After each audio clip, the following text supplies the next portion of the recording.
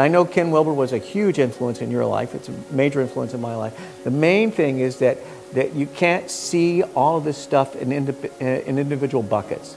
That all of what life really is, and it's a very big thing, life. You know, that none of that, at least I'm not willing to. At 62, I'm not here to build a business that's financially successful. That is not my goal. My goal is to integrate a financially successful business with an organization that has a soul to it, that has purpose to it, which is why I am so attracted to you. That over these years, I mean, when I think about the vision that it takes to have come from, just from where you were when I met you, to where we are now, I mean, even though I'm a brilliant guy, I'm pedestrian compared to that kind of vision. When I think of educationists for a 21st century and what you've been willing to do, with a lot of criticism from me and from others, and you know, what in the hell are you doing? To take that kind of, whatever it is about you that wanted to do that and to build this is extraordinary. Why'd you do all this? I mean, how did, you know, this remains a mystery to me. Who is Saurabh? That he has this kind of moxie to say, no, I'm not, I mean, you started an ashram right in the middle of, you know, a successful business. You said, I'm going to start an ashram and an academy. And everybody went, what? Who are you? See, in a certain way, I have to look at the background of for several generations, I come from a family which has been into education and academics. I've kind of grown up. I guess that's why I decided to be born where I was born.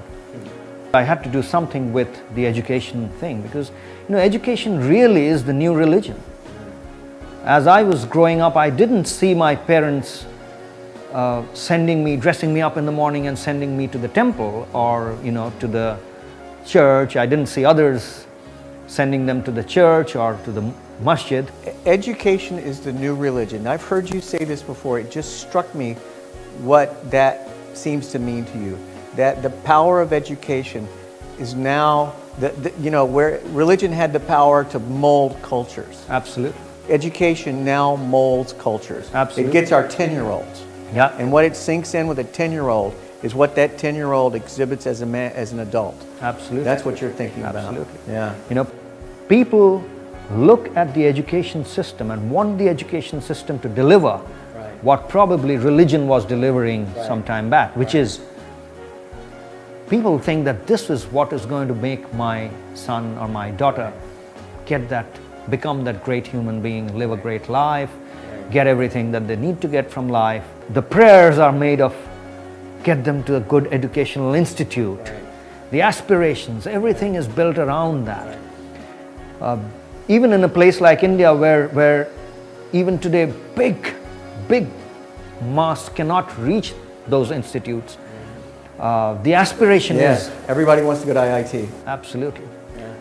So you know, if education is to play that role of religion, which is to take human development, be responsible for human development, then it has to be more responsible because it's not delivering. Because the whole system is working as a lottery industry. You know, it's like, you know, so many kids go to a school and pay the same amount of money, give their life, and you know, the toppers, there are very few toppers. And even these toppers, many of them go out to the best top-rung institutes and then end up being part of a, you know, group of people who are then looking for what do I do in life? Do I really do this or that? And then a big statistical number commits suicides. It's really, really unnerving to look at all this and figure out what the education system or the education industry or the education business is delivering. So it had to be done. Someone had to do the hard work, but I guess it just kind of